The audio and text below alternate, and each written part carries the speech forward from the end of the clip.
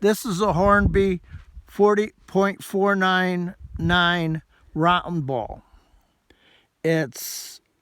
I grease them myself with silicone grease so they go down the rifling easier. Also, your rifling lasts longer. And then I take my little screwdriver, then I'm going to press it in so it's in the breech really well. I found that works pretty good. In the old days with the muskets, they just would drop the ball in, tap the butt, and voila, that was for quick shooting. Okay, we're not using a gunpowder.